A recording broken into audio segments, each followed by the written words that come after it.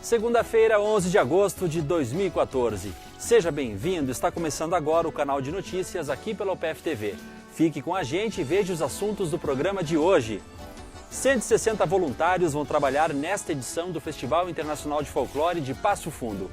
O UPF está com inscrições abertas para curso de instrutor de trânsito, uma área que vem aumentando em todo o país. Trabalho da Faculdade de Educação da UPF combate o bullying e propõe uma cultura de paz nas escolas. Saiba também como combater a umidade e o mofo, problema muito comum nesta época do ano. E um dos caminhos para prevenir o envelhecimento é a alimentação com antioxidantes. Nesta edição, conheça que alimentos fazem parte deste grupo. E veja ainda, hoje começa uma série de reportagens das TVs comunitárias gaúchas sobre arte como contracultura. Aqui de Passo Fundo, vamos falar do gênero literário, o fanzine. Então continue conosco, porque aqui você já sabe, né? Tem mais conteúdo.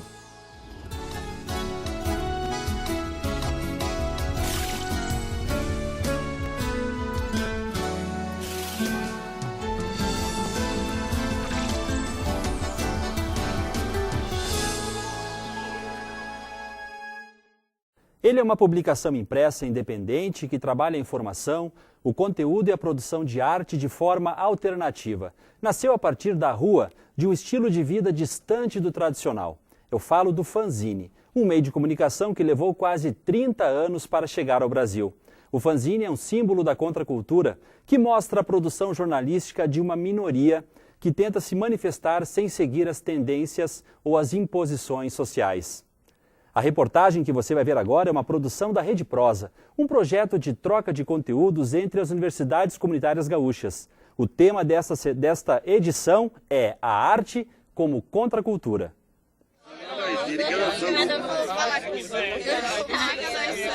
Rede Prosa. Amanhã vai ser outro dia. Amanhã vai ser outro dia. Ninguém manda no que a rua diz. Muito além das estruturas físicas e sociais, da velocidade cotidiana, a arte urbana acontece. Escala os muros e se manifesta para aqueles que vêm através. Talvez as pessoas que não estejam atentas para esses tipos de manifestações. A rua tem esse potencial de comunicação. É um espaço de respiro e crítica, onde o ar da arte também circula, de forma alternativa, marginal. Quando digo marginalizados, são grupos, pessoas que circulam à margem. Nos recintos, digamos assim, não institucionalizados. Ao ar livre, também mobilização e contestação social. Ideias sem nenhum tipo de censura. O hip hop, por exemplo, o rap, o break, o grafite. A contracultura rompe o tecido urbano de maneira sensível, rebelde, revolucionária. Pessoas que levam estilos de vida totalmente alternativos e que, no simples fato delas viverem daquele jeito, representam uma forma de resistência à ordem instituída. Na década de 1960, por exemplo, o mundo conheceu o mais influente movimento de contracultura, o movimento hippie. O principal marco histórico da cultura hippie foi o Woodstock, um grande festival de música que aconteceu em 1969, no estado de Nova York. O evento trouxe valores de uma juventude que protestava contra a guerra e contra o capitalismo, criando o conceito de liberdade ao amor, às mulheres, à vida em sociedade. E pelas veias da contracultura, o passo-fundense Rodrigo de Andrade, mais conhecido como Garras, é um agitador cultural. Formado em História e Jornalismo, mestre em Letras, é um apaixonado pelo vinil, pela leitura, pelos felinos e pelo fanzine, uma mistura de veículo de comunicação e obra literária, expressão artística da contracultura. Fanzines são publicações independentes, são revistas amadoras, revistas de fundo de quintal. O próprio termo fanzine vem daí, fanzine, vem de fã e de magazine, é uma revista feita por fãs.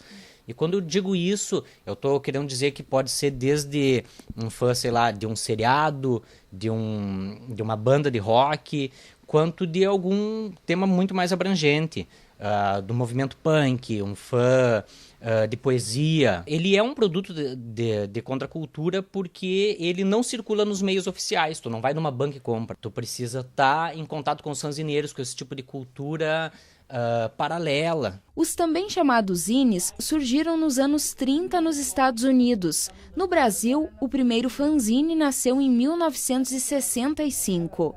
Na década de 90, o Garras conheceu e passou a editar e produzir esse tipo de material. Fez mais de 15 e colaborou com centenas. Não estava nos holofotes, era muito mais forte isso da mídia ser um quarto poder, de realmente ditar tendências, porque não existiam outras alternativas. Então, os fanzines representavam uma forma de resistência muito importante na época. Assim. Eu era fã de histórias em quadrinhos, eu era fissurado por gibi, lia muito gibi. Naquela época mesmo passei a fazer os meus. Esse daqui é o zine que eu mais fiz edições, assim, e dos que eu produzia era o que mais fazia sucesso, sempre com histórias em quadrinhos, matérias sobre temas bizarros. Por exemplo, esse daqui é uma raridade, ó. Primeiro zine anarco-feminista de Passo Fundo, publicado em novembro de 97, Boicote ao Sistema, sobre a questão do feminismo, né? A cultura punk, anarquismo. Esse aqui, ó, o Zine Insano, era um zine tanto de textos, de matérias, quanto um zine de histórias em quadrinhos. Inclusive, vários dos produtores desse zine aqui, que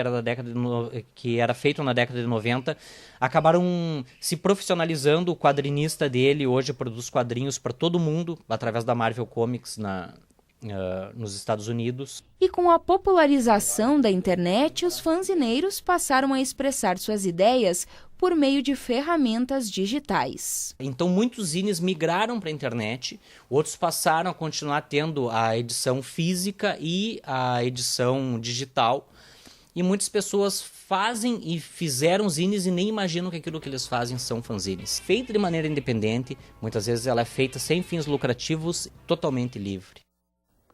E no canal de notícias de amanhã você confere a reportagem da TV Fevale de Novo Hamburgo sobre a Orquestra de Sopros do município. Eles têm um projeto bem bacana por lá. Segundo o Detran, o Brasil tem cerca de 45 milhões de motoristas. E quem deseja ser instrutor de trânsito, agora pode se qualificar através da UPF. Estão sendo oferecidas 30 vagas para formar novos profissionais que vão atuar nos Centros de Formação de Condutores, os populares CFCs. As inscrições para esse curso já estão abertas. Para saber mais sobre esse curso e também sobre o trabalho que a UPF realiza aí ao longo de 20 anos, a gente trouxe aqui para o estúdio o coordenador de divisão de extensão da UPF, professor Márcio Tasqueto. Professor, seja bem-vindo.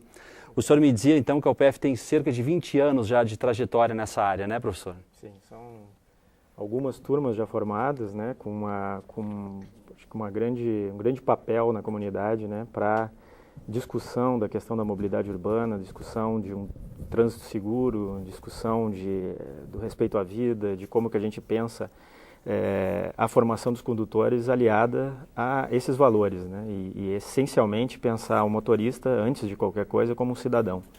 E como eu disse, né, professor, são cerca de 45 milhões de motoristas, Passo Fundo tem cerca de 100 mil veículos, então o mercado tem. Sim, e inclusive um mercado que cresce bastante, né?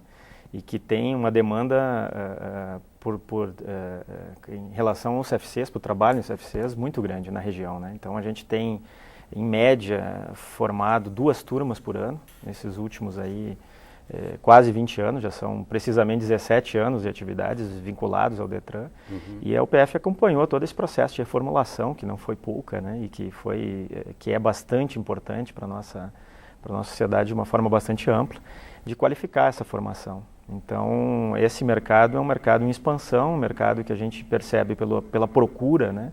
Então, a cada turma a gente sempre tem quase o triplo de interessados para o número de vagas disponíveis. Nossa, bastante procura mesmo, então. E quem estiver interessado, professor, deve obedecer que quesitos, assim, que critérios? Os critérios básicos para a inscrição é ser maior de 21 anos, possui no mínimo 2 anos de habilitação em qualquer categoria, ter ensino médio completo e ser aprovado no exame de avaliação psicológica para fins pedagógicos. Ah, tá. Tem que então ser aprovado por esse exame aí. Esse exame, então, é feito pela universidade.